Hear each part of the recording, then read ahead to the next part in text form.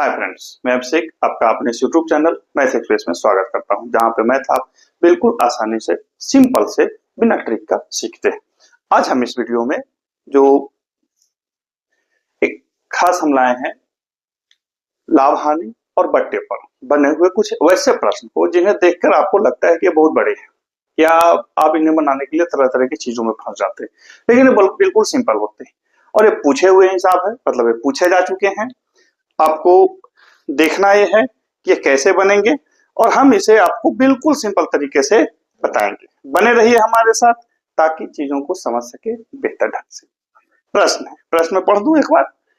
एक दुकानदार अपने प्रतिशत लाभ की गणना क्रय मूल्य यानी कि सीपी पर करता है। दूसरा यानी कि दूसरा दुकानदार इसे अपने विक्रय मूल्य यानी कि सेलिंग प्राइस पर करता है। यदि दोनों 20% लाभ लिया, याद रखिए दोनों 20% लाभ कमाने की घोषणा या दावा, मतलब दोनों शब्द लिखा था, तो दोनों के क्रय मूल्य में क्या अनुपात है यदि पहले का क्रय मूल्य दूसरे के विक्रय मूल्य में के बराबर है। 3 बार पूछा, दाएं बाएं हो गए। अब आपको ये समझ में आ ही नहीं रहा होगा कि भाई ये कह क्या रहा है। ठीक है, तो आइए सबसे पहले समझते हैं प्रश्न क्या है। प्रश्न कहता है कि दो दुकानदार हैं और दोनों दुकानदारों में पहला दुकानदार जो है वो अपने प्रतिशत लाभ की गणना सीपी यानी कि क्रय मूल्य पर करता है, जो बिल्कुल सही बात है, जायज बात है, सब कुछ वैसे करता है। दूसरा जो है वो सेलिंग प्राइस पे करता है। दूसरा क्या है? सेलिंग प्राइस पे करता है। आपको उनके पहले का सीपी और दूसरे का एसपी बराबर है, तो फिर उनके दोनों के क्रय मूल्य यानी कि सीपी में क्या अनुपात है, कैसे बनाए? इतना बार सीपी सीपी लिखा है, क्या करें? कुछ नहीं, प्रथम का सीपी बराबर दूसरे का एसपी बराबर 100 माना। हो गया? हम इतना मान सकते हैं, मान लिए। चलिए, अब कहता है कि पहला जो है 20% लाभ कमाया है, तो प्रथम का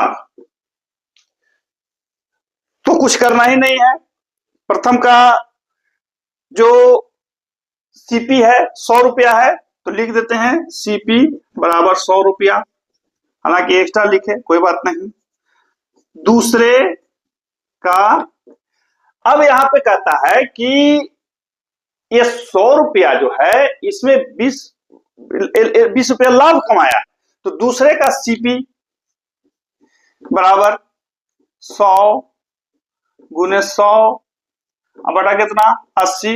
20% लाभ कमाता था, 20% लाभ कमाया है तो 80 कर देते हैं। सॉरी, गलती लिख दिया, ऐसा नहीं लिखना, ऐसा मतलब बहुत सारे छोटे ट्रिक वाले लिख देते हैं, तो इसको ऐसा नहीं करना। ठीक है, क्यों नहीं करना है? क्योंकि जो भी व्यक्ति इस तरह से करेगा तो वो दिक्कत हो जाएगा। दूसरे का लाभ निकाल लेते हैं। लाभ बराबर कितना है? 20%। किस पर है? एसपी पे है, सेलिंग प्राइस पे है, 20% का लाभ कमाता है। ठीक है, तो हमको इसको क्या कर देना है कि 100 गुने 20 बटा 100 कर देते हैं। दूसरे का लाभ 20%, तो 100 गुने 20 बटा 100 यानी कि 20 रुपया। यानी कि दूसरा जो आदमी है वो जो 100 रुपया में बेच रहा है, जिसका एसपी कह सकते हैं, विक्रय मूल्य कह सकते हैं 20%, यानी कि 20 रुपया लाभ है, तो दूसरे का सीपी बराबर लाभ, जो लाभ हो रहा है उसको घटा लीजिए, यानी कि 80 रुपया। 80 रुपया, ठीक है। अब कहिएगा कि अरे श्रीमान ये तो 80 आ रहा तो उसका 25% है, लेकिन रुकिए, यही ट्विस्ट है। यहां प्रश्न को यही समझना होता है। ये सीपी 80 रुपया आया, 80 रुपया में 20 रुपया जोड़ दिया, 100 रुपया में बेच दिया, लेकिन वह एसपी पर 20% कमा रहा है, तो एसपी था 100 रुपया, 100 का 20 हमने निकाला 20 रुपया। तो यही ध्यान रखना था, इतना देर से जो समझा रहा हूं यही ध्यान रखना। अब आपको अनुपात पूछ रहा है, अनुपात बराबर किस चीज का अनुपात? तो दोनों के क्रय मूल्य, तो प्रथम का क्रय मूल्य कितना था 100 रुपया, दूसरा का 80 रुपया, काट दीजिए 5:4, जहां पर भी आपका आंसर आता है उसको टिक लगा दीजिए। बना, बिल्कुल इसलिए बन गया, कहीं कोई दिक्कत नहीं हुई। अगला प्रश्न को इसी तरह से देखते हैं। देखिए अब इस प्रश्न को देखिए, ये भी अच्छा प्रश्न है। प्रश्न क्या कह रहा है कि एक दुकानदार रेडियो के अंकित मूल्य पर, अंकित मतलब जो टैग प्राइस है उस पर 10% छूट देता है और 20% लाभ कमाता है। दूसरा दुकानदार उसी रेडियो के समान अंकित मूल्य पर, मतलब अंकित मूल्य भी वही है, 20% छूट देता है और 10% लाभ कमाता है। दोनों दुकानदारों के क्रय मूल्य में क्या अनुपात है, यानी कि सीपी में क्या अनुपात है। देखिए यहाँ पे कुछ ज्यादा दिया नहीं है, तो हम पहले क्या मानेंगे, माना अंकित मूल्य बराबर 100 रुपया, ये दोनों के लिए समान, ठीक है। तो आइए प्रथम पर आइए, प्रथम का एसपी सेलिंग प्राइस क्या हो जाएगा, 10% का छूट दे रहा है, तो 100 गुने 90 रुपया ले रहा है, तो ये हो जाएगा 90 रुपया। अच्छा, ये 90 रुपया जो बेच रहा है यह 20% लाभ पर बेच रहा है, तो सीपी बराबर, प्रथम का सीपी बराबर क्या हो जाएगा 90 गुने 100। इस तरह की चीजों में जहां पे सब चीज दिया हुआ है, तो लाभ जब दिया हुआ है तो 100 में जोड़ करके, और जब हानि दिया हुआ है तो 100 में से घटा करके नीचे लिख दीजिए। तो यहाँ तो लाभ है तो कर देंगे, तो हल कीजिए, 6 दूनी 5 दूनी 6 से 15, 75 रुपया। यह प्रथम का सीपी आ गया आपका। ठीक इसी प्रकार से हम दूसरे का भी निकाल लेते हैं। दूसरे का अंकित मूल्य भी कितना होगा, बराबर है अंकित मूल्य बराबर 100 रुपया। दूसरे का भी अंकित मूल्य हमने 100 रुपया लिख दिया, कहीं कोई दिक्कत है, मेरी समझ से तो कोई दिक्कत नहीं होनी चाहिए।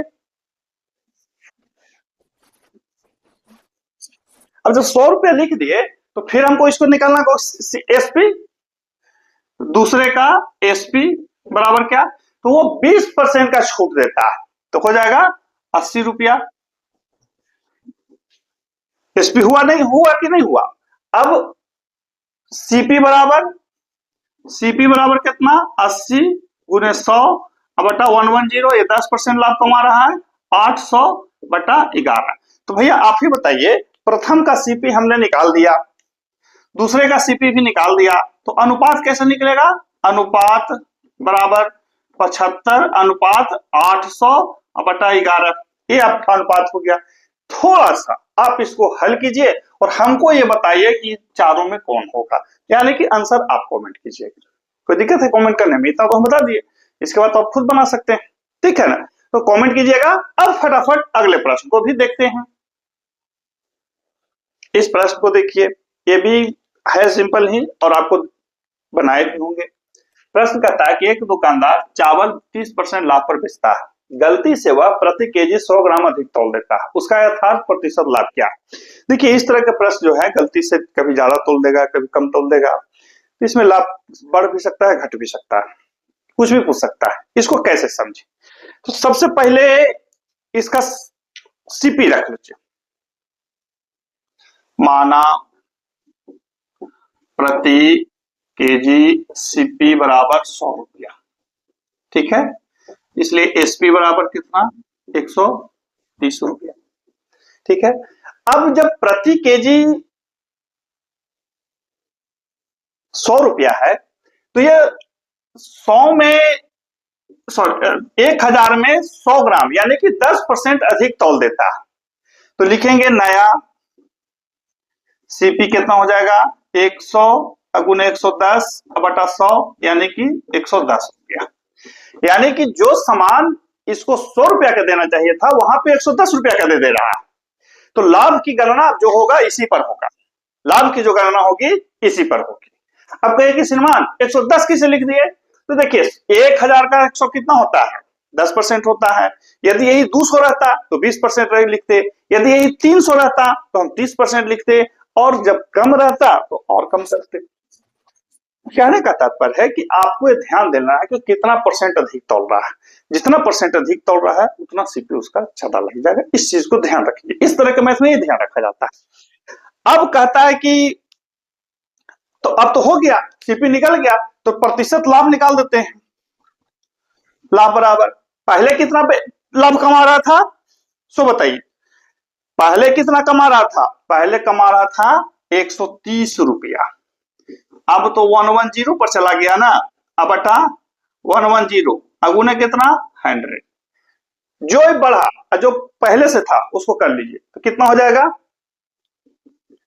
20, यही होगा ना 20, अगुने कितना 100, अब बटा कितना 110, काट दीजिए, यानी कि 200 बटा 11%, 11 11 110, यानी कि 18.2/11, ये आपका आंसर आ गया।